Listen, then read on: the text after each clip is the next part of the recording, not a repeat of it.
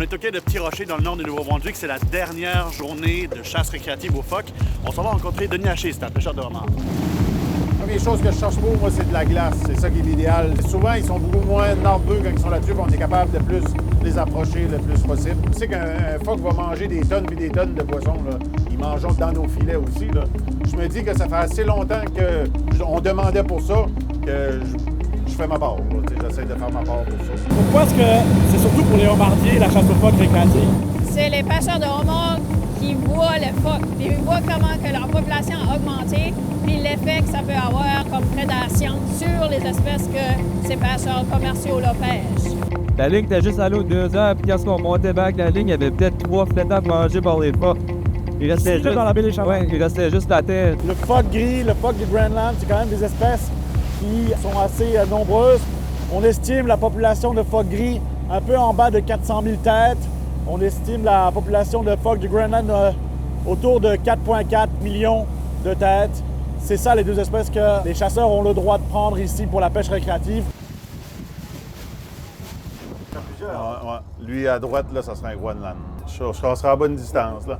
C'est juste aussi, il faut se faire un plan pour aller le chercher, là. Allez-vous être capable d'aller le chercher à la rame, s'il y a de quoi? Quand il y a beaucoup plus de glace, des fois même, on peut juste marcher sur la banquise. Ça dépend de toutes les conditions. La météo est un gros facteur aussi, là.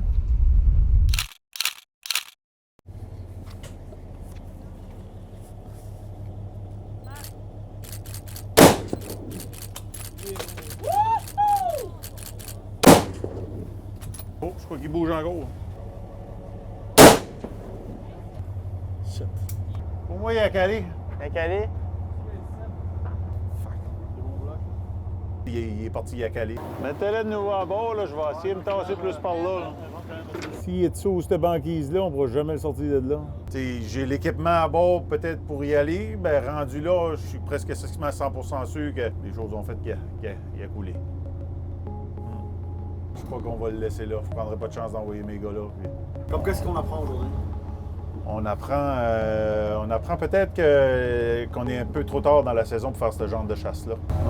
Qu'est-ce qui est décevant ici, selon toi? La laisser là. Ouais. J'aime vraiment pas ça. C'est pas dans mes habitudes. C'est un animal quand même. On est conscient que c'est une vie animale, là. Malheureusement, Denis et son équipage reviennent bredouille.